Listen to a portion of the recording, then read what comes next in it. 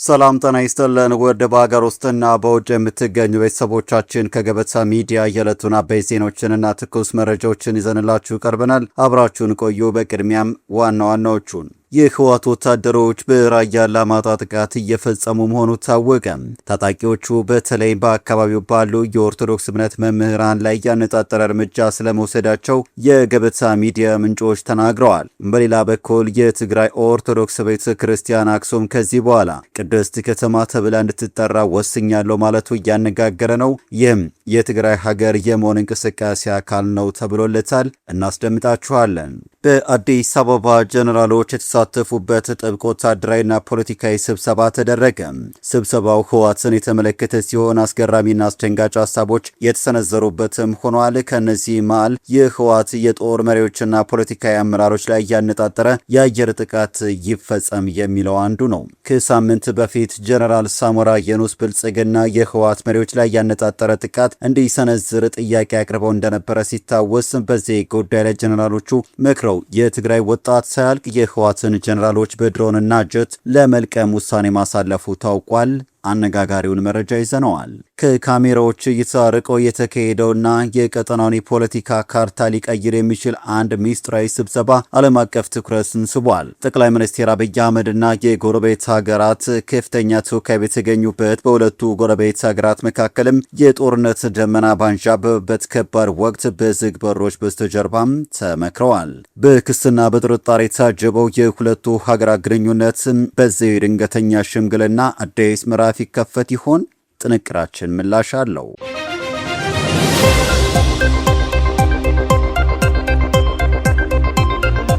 ቻናሉን ሰብስክራይብ፣ ቪዲዮ ላይክ በማድረግ እስከ ፍጻሜው አብራችሁ እንድትቆዩም በአክብሮት እንጠይቃለን። ወደ ቀዳሚ ጉዳያችን እናመራለን። የህወሓት ወታደሮች በራያ አላማጣ ጥቃት እየፈጸሙ መሆኑ ታወቀ። ታጣቂዎቹ በተለይም በአካባቢው ባሉ የኦርቶዶክስ እምነት መምህራን ላይ ያነጣጠረ እርምጃ ስለመውሰዳቸው የገበታ ሚዲያ ምንጮች ተናግረዋል። በሌላ በኩል የትግራይ ኦርቶዶክስ ቤተ ክርስቲያን አክሱም ከዚህ በኋላ ቅድስት ከተማ ተብላ እንድትጠራ ወስኛለሁ ማለቱ አነጋጋሪም ሆኗል። የትግራይ ሀገር የመሆን እንቅስቃሴ አካል ነው ብሎለታል። በህወሓት ታጣቂዎች በአላማጣ ከተማ 50 ተማሪዎች መማሪያቸው ተቃጥሎ ታፍነዋል።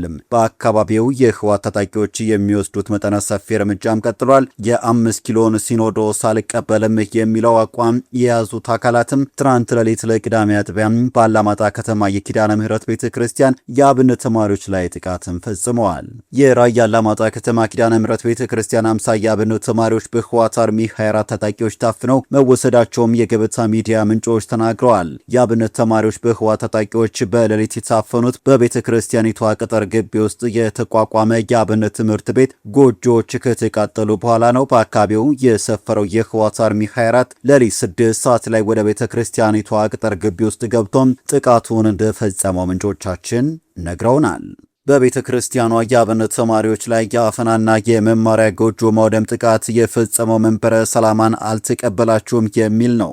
በኢትዮጵያ ኦርቶዶክስ ተዋሕዶ ቤተክርስቲያን ራያ ሀገረ ስብከት ውስጥ የሚገኙ የራያ አላማጣና አካባቢው ቤተክርስቲያናት በተመሳሳይ የጥቃት ሰለባም እየሆኑ ነው። የቤተክርስቲያኒቱ አገልጋዮች ለእስር ድብደባና እገታ እንደሚጋለጡ የገበታ ሚዲያ ምንጮች የገለጹ ሲሆን አብዛኞቹ ሸሽተው ወደ ራያ ቆቦ ሄደዋል ተብሏል። የአርሚ 24 ታጣቂዎች ወደ ቤተክርስቲያኒቱ ዘልቀው በመግባት የአብነት ተማሪ ጎጆዎችን በእሳት በማቃጠላቸው ማህበረሰቡ ከፍተኛ ስጋት ውስጥ ገብቷል። ታጣቂዎቹ የሀገረ ስብከት የሚገኙ አብያተ ክርስቲያናት አገልጋዮችን በማፈን በማዋከብና በመደብደብ መዋቅራቸው እንዲፈርስ አድርገዋል። ይህ የሆነው ከኢትዮጵያ ኦርቶዶክስ ተዋሕዶ ቤተክርስቲያን ተነጥለን የትግራይ ሲኖዶስ ወይም መንበረ ሰላማ የተባለውን አንቀበልም በማለታቸው ነው ተብሏል። የራያ ሀገረ ስብከት በአካባቢው ቤተክርስቲያንና ምዕመናን አገልጋዮች ላይ በተደጋጋሚ ጥቃት እየተፈጸመ መሆኑን በቅርቡ መገለጹ ይታወሳል። ይህ በእንዲህ እንዳለ ራሱን የትግራይ ኦርቶዶክስ ቤተክርስቲያን ሲኖዶስ ብሎ የሚጠራው አካል አክሱም ከዚህ በኋላ ቅድስት ከተማ ተብላ እንድትጠራ ወስኛለሁ ማለቱ እያነጋገረ ነው።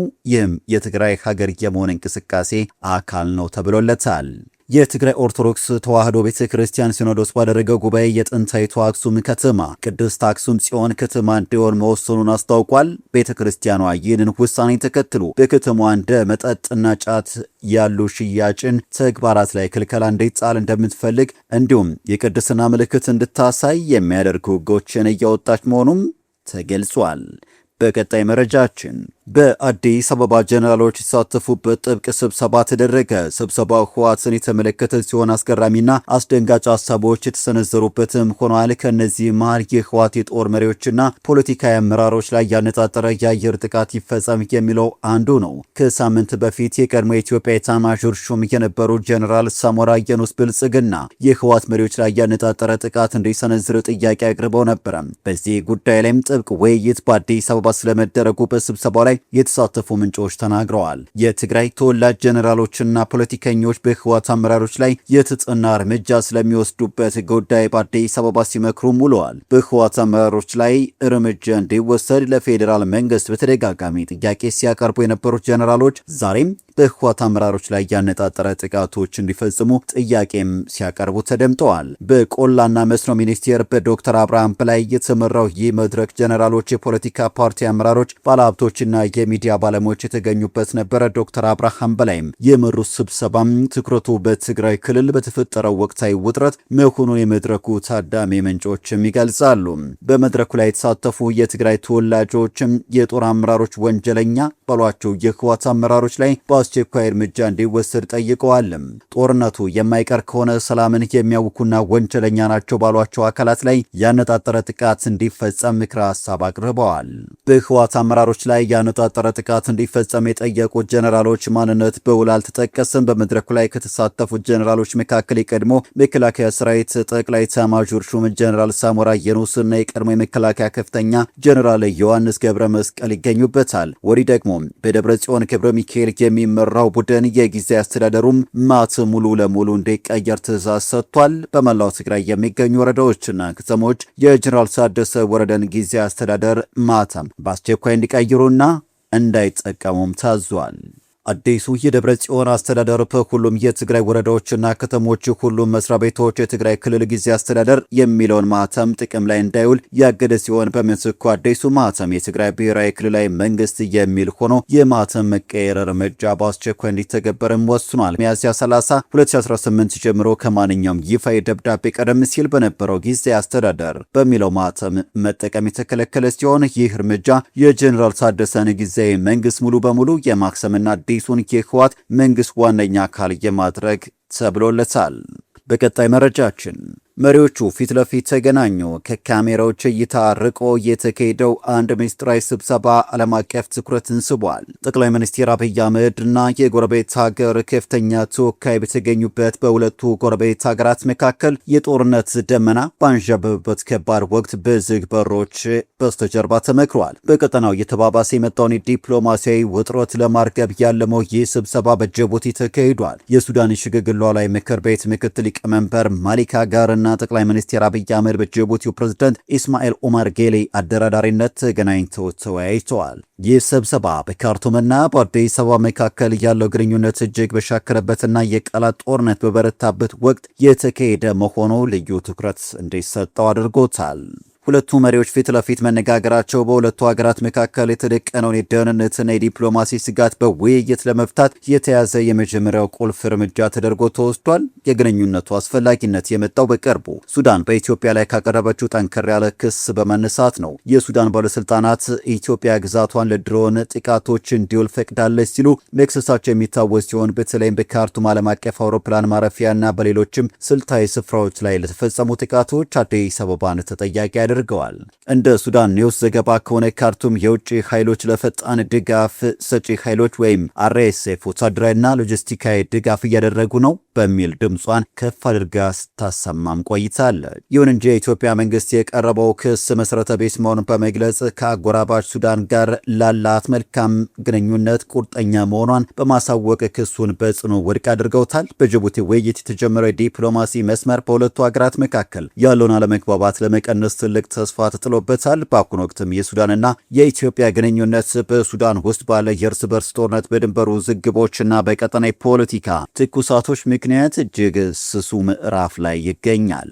ይህ የጅቡቲው መድረክ በሁለቱ ሀገራት መካከል ቀጥተኛ የኮሚኒኬሽን መስመር በመክፈት በቀጠናው ሊከሰት የሚችለውን የከፋ ግጭት ለመግታት እንደ ትልቅ አጋጣሚ ይታያል። በቀጣይ መረጃ ብልጽግና በእጩነት ያቀረበው የምርጫ ተወዳዳሪ የባንክ ሂሳቡ እንዲዘጋ ወሰነ። ከሳምንት በኋላ በሚደረገው ሀገራዊ ምርጫ ገዢው ብልጽግና ፓርቲ በእጩነት ካቀረባቸው እጩዎች መካከል የሙዚቃ አቀናባሪው ካሙዙ ካሳ ከመንግስት 100 ሚሊዮን ብር ተቀብሎ ክፍያ ስለመከልከሉ ታውቋል። ይህም የማጭበርበር ወንጀል በሚል ፍርድ ቤት ቀርቧል። መካከለኛ የትምህርት ደረጃ ያለውን የብልጽግና እጩ የ100 ሚሊዮን ብር ቁማር በተመለከተ ሪፖርተር ጋዜጣም አነጋጋሪ ዘገባን ይዞ ብቅ ብሏል።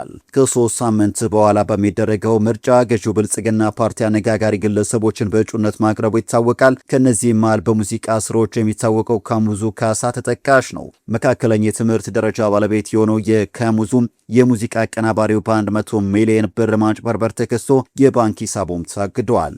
የአርቲስቱ የባንክ አካውንት የታገደው ኪን ኢትዮጵያ በተሰኘው ባህል ማስታወቂያ መድረክ ለተሳተፉ አርቲስቶች ገንዘብ በመከልከሉና ባለመክፈሉ ነው። እንደ ሩሲያና ቻይና ባሉ ሀገራት የተካሄደውን የኪን ኢትዮጵያ ባህል የማስተዋወቅ ጉዞ በበላይነት የመራው ካሙዙ ለአርቲስቶች ክፍያ ባለመፈጸሙ ክስ ተመስርቶበታል። ኪን ኢትዮጵያ በተሰኘው የውጭ ሀገር ባህል ማስተዋወቅ ተሳትፎ ክፍያ ያልተፈጸመላቸው 37 አርቲስቶች በፌዴራል ከፍተኛ ፍርድ ቤት ክስ እንዲመሰርቱበት ነው ሪፖርተር እንግሊዘኛው ያስነበበው። ከሳሾቹ በተለያዩ ሀገራት በተካሄደው የኪን ኢትዮጵያ መድረክ ላይ ከተሳተፉ በኋላ አዘጋጁ ካሙዙ ካሳም ክፍያን እንደከለከላቸው በክስ መዝገቡ አስረድተዋል። ከባህልና ስፖርት ሚኒስቴር ጋር ውል ገብቶ በመንግስት በጀት ጉዞውን የመራው ካሙዙና ድርጅቱ ሻኩራ ፕሮዳክሽን እስከ 30.8 ሚሊዮን ብር እንዲታገድ በፍርድ ቤት ትዕዛዝ ተሰጥቶበታል። በካሙዙና ድርጅቱ ሻኩራ ፕሮዳክሽን የባንክ አካውንት በተጨማሪ በተከሳሹ ስም የተመዘገበ የቤትና የመኪና ንብረት ካለም እንዲታገድ ፍርድ ቤቱ ትዕዛዝ አውጥቷል። አርቲስቶቹ በቻይና በሩሲያና በሌሎችም ሀገራት እንዲሁም በሀገር ውስጥ በርካታ የባህል ትርኢቶችን ያቀረቡ ቢሆንም ሊከፈላቸው የሚገባው ክፍያ እንዳልተፈጸመላቸው ይገለጻል። አርቲስቶቹም የ4 ወራት የልምምድ አበል የተስማሙበት ክፍያና የጉዳት ካሳን ጨምሮ በድምሩ 30.8 ሚሊዮን ብር እንዲከፈላቸው ስለመጠየቃቸው ከጋዜጣው ዘገባ ተመልክተናል። ውድ ተመልካቾቻችን ለዛሬ ያዘጋጀንላችሁ አበይት ዜናዎች እነዚህ ነበሩ። ገበታ ሚዲያን ሰብስክራይብ በማድረግ ቤተሰብ ይሁኑ እያልን ሰናበትን። ጤና ይስጥልን።